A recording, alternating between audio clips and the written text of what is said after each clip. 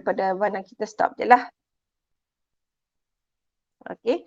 So, dengan nombor 3 tadi kita ada M berkadar dengan N kuasa 2 per dengan P. Bila kita tukar ke persamaan, kita akan dapat M sama dengan K N kuasa 2 per dengan P.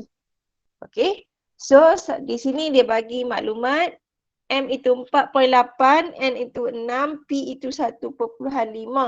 Maka kita ganti nilai dalam persamaan yang kita dah buat. M itu 4.8, N itu adalah 6 dan P itu adalah 1.5. Kita ganti nilai untuk cari K. So untuk cari K, kita bawa 1.5 ini darab dengan 4.8. Hilangkan 1.5 di sini, bawa ke sini jadi darab.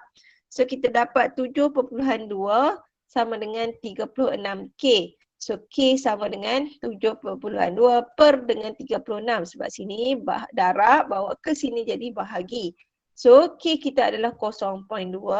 Maka nak cari persamaan kita adalah M sama dengan kita ganti nilai K yang kita dapat 0.2 N per dengan P. So ada sebarang soalan? Tak ada cikgu. Okey. Terima kasih. So seterusnya untuk B, untuk A kan. So untuk A, dia bagi M itu 0.8, N itu 2.4 dan dia minta cari P.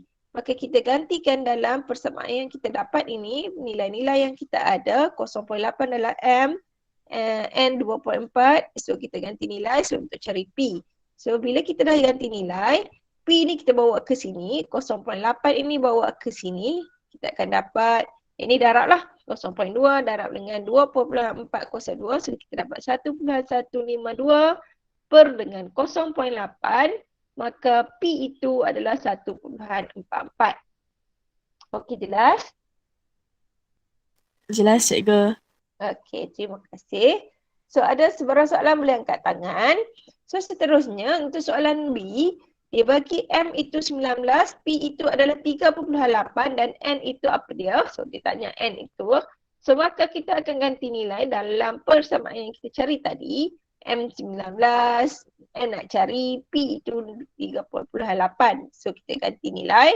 19 sama dengan 0.2, N kuasa 2 per dengan 3.8. So bawa ini ke sini, 19 akan darab dengan 3.8, kita dapat 72.2 sama dengan 0.2 N kuasa 2. So di sini kita bahagikan 72.2 ini bahagi dengan 0.2, maka kita akan dapat 361. 361 ini adalah dalam N kuasa 2. Okay, 361 ini adalah N kuasa 2. So kita nak cari N. Bila kita nak cari N, so kita punca kuasa 2 kan, 361 ini, maka kita dapat 19. Okay, sampai sini faham? Faham cikgu. Faham Okay. cikgu. Faham. So soalan nombor 4 ada masalah tak? Kalau tak ada, saya nak show jawapan sahaja, nak tunjukkan jawapan. So yang ini adalah table. So table yang dia bagi T, E dan F. Dan dia bagi T juga table A, table second ini A3604, yang ini dia cari 0.256, B dan 5. So ni yang ni nak cari A, yang ni nak cari B. So first of all dia bagi T, dia bagi dalam persoalan itu, dia bagi dalam kenyataan soalan itu adalah T berkadar sosang dengan punca kuasa 2E dan juga F kuasa 3. So ini cara tulis dalam ubahan bila kita nak tukar kepada persamaan inilah. So kita gantikan ini jadi sama dengan dan K. Maka seterusnya kita akan ganti nilai guna tabel yang pertama, sebab klik tabel yang pertama ini, jadual yang pertama ini kita ada semua nilai. So ganti semua ini di dalam persamaan yang kita ada, maka kita akan dapat K. So nilai K kita adalah 48. Sebab apa? Kita dah ganti nilai punca kuasa 2 1.44 dengan 2 kuasa 3, maka yang ini kita dapat 1.2 darab dengan 8. So yang ini kita akan darab dengan 5. So 9.6 akan darab dengan 5 sebab sini bahagi, bawa ke sini jadi darab. So kita dapat 48. So K kita adalah 48. Seterusnya bila kita nak cari A, kita akan ganti nilai lah. T kita A, seterusnya E kita 36, F kita 0.4. So ganti nilai di dalam ini, maka kita akan dapat 48 per dengan 0.384, maka dapat A sama dengan 125. Okay, so seterusnya untuk B, kita nak cari B, kita ada T, nilai T 0.256. B kita tak ada dan E kita tak ada, kita ganti dengan B. So dan F adalah 5. So kita ganti sini 5. So yang ni bawa ke sini dah jadi darab, yang ni bawa ke bawah akan jadi bahagilah. So 48 per dengan 0.256 darab dengan 125. 125 ni datang daripada 503. Maka kita akan dapat 48 per dengan 32, punca kuasa 2 B itu adalah 1/5. Nak cari B itu kita akan kuasa 2 kan. So 1/5 kuasa 2 kita dapat 2.25. Okay. So seterusnya untuk 1.3B. 1.3B. So, latihan yang dia bagi adalah berkaitan dengan penyelesaian masalah. Soalan-soalan macam ni selalunya dia bagi soalan panjang untuk awak jawab. Jadi bila untuk soalan begini, awak perlu jawablah bilangan jubin. Awak kena keluarkan dahulu information yang dia keluarkan. J dia bagi tahu kat sini adalah bilangan jubin, P adalah panjangnya dan L itu adalah lebar.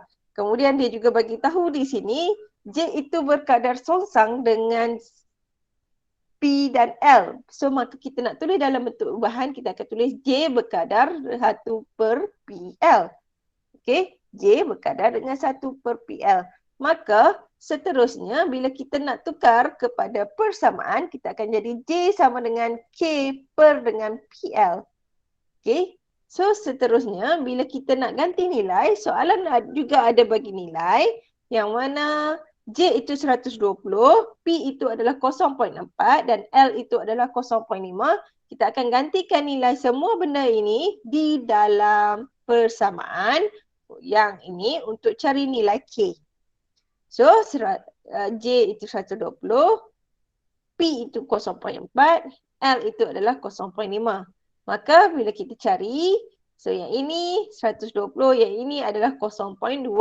So darab bawa yang ini bahagi bawa ke sini jadi darab, maka K itu adalah 120 darab dengan 0.2. Maka dapat nilai K itu sama dengan 24. So persamaan baru kita adalah J sama dengan 24 per dengan PL. Okay. So 24 sama dengan J sama dengan 24 per PL. Ini persamaan baru kita. So untuk soalan yang dia tanya, sekiranya P itu adalah 0.2, L itu adalah 0.3, berapakah bilangan jubin yang dia nak guna? Jadi bilangan jubin yang nak guna, kita akan masukkan nilai lah. J ni adalah bilangan jubin yang kita nak guna. P ini yang dia bagi 0.2 dan L itu adalah 0.3. So kita akan masukkan dalam ni. So bila kita masukkan di sini, okay, J sama dengan 24 per dengan 0.2, 0.3. So bila ada dua unknown di bawah ini, maka kita akan gunakan bracket. Bila kita ganti nilai, kita akan gunakan bracket untuk ganti nilai sebutan. Sebab bila kita ganti nilai ini, maksudnya darab. Okay, bila ada bracket ni, maksudnya darab. Jadi 24 per dengan 0.06, daripada sinilah kita darab 0.2 dengan 0.3. Maka kita dapat 400 keping untuk jubin tersebut sekiranya panjang dan lebar diberi adalah 0.2 dan 0.3. Okay, so faham untuk soalan A. Ada soalan boleh angkat tangan. Okay, boleh ha? Okay, terima kasih. So seterusnya soalan B dia tanya sekiranya luas bilangan jubin itu ditambah. Luas jubin itu ditambah. Luas jubin ni maksudnya dipanjangkan ke atau dilebarkan ke? Kalau ditambah adakah dia punya apa? Soalannya beza tak dia punya bilangan Jubin. So bilangan Jubin, apakah terjadi pada bilangan Jubin? Bila kita luaskan, okey, Jubin yang kita ada katakan sebesar ni. Okey, mula-mula kecil je. Lepas tu kemudian kita besarkan. So bilangan Jubin itu akan berkurang bila kita tambah luas permukaan dia. Okey, macam mana nak jadi luas permukaan dia bertambah? Sama ada kita tambah dari segi sisi panjang dia atau kita tambah dari sisi lebar dia. Maka luas dia tu akan bertambah lah. So jadi luas Jubin bertambah. Kalau luas Jubin bertambah maka kurang Jubin diperlukan, kurang bilangan Jubin diperlukan. Ini ayat saya je lah, ayat tulis untuk saya faham. Okay, so seterusnya untuk soalan nombor 2. Okay, untuk soalan nombor 2 dia kata di sini purata bilangan panggilan telefon harian. Boleh rujuk buku teks awal purata telefon dia bagi C. Populasi bandar 1 P1. Saya label lah. Dia kata ada 2 bandar. So populasinya dilabelkan sebagai P1 dan P2. So saya label di sini macam ni untuk lebih faham. So untuk soalan-soalan menyelesaikan masalah macam ni lah, kita akan keluarkan dahulu maklumat yang dia bagi. So populasi bandar 1 P1, populasi bandar 2 P2 dan juga jarak antara 2 bandar. So saya tulis sini jarak bandar 1 dan bandar 2 adalah J. So seterusnya dan dia bagi juga maklumat C itu berkadar langsung dengan P1 dan P2 dan juga berkadar sorsan dengan J. So berkadar sorsan dengan J. Okey, yang ini salah lah ni. J kuasa 2 kot, tak salah saya. Ya, kuasa 2 jarak. Okey. So, kuasa 2 jarak. So, cara tulisnya C berkadar langsung dengan P1, P2 per dengan J kuasa 2. Jadi, dia juga bagi tahu, dia dah bagi nilai di sini yang mana dia dah bagi jarak antara jarak AB. Jarak AB bandar A dan bandar B adalah 210. Dia bagi juga jumlah panggilan adalah 15,750. Dia bagi populasi untuk A adalah 105,000 dan populasi untuk bandar B adalah 220,500 orang. Okey, so kita nak cari K. So kita akan ganti nilai dalam ni. So kita akan ganti nilai dalam ini. Okay, nilai-nilai dia. Mana dia? K. Di sini. Sorry. Kita ganti nilai di sini. So, sini adalah C, sini adalah P1, sini adalah P2 dan sini adalah jarak. Okay. Seterusnya, kita akan cari nilai K. So 15750 darab 210 kuasa 2. Saya bawa yang ni mai ke sini. So kita nak hilangkan semua ni. K ni akan duduk berseorangan. So 210 ini bahagi, bawa sini jadi darab. So yang ini darab, bawa ke sini jadi bahagi. So 15750 darab 210 kuasa 2 per dengan 105,000 dan 220,500. Maka kita dapat K kita adalah 0.03. Okay. So yang ini baru kita cari K. Kita belum selesaikan soalan pun. Okay. Soalan dia kata disuruh hitung jarak di antara bandar P dan bandar Q. Yang mana disuruh carilah. Ni dia bagi population untuk P adalah 83,400. Population untuk Q adalah 62,000 dan dia bagi juga jumlah panggilan itu adalah 19,151. Okey, maka daripada persamaan yang kita dapat, persamaan yang kita dapat tadi, so kita dapat K, so kita buat persamaan C sama dengan 0.03 P1 P2 per dengan J kuasa 2. So P1 kita adalah population P, PQ kita adalah 62,000. So seterusnya kita ganti nilai lah dalam ni.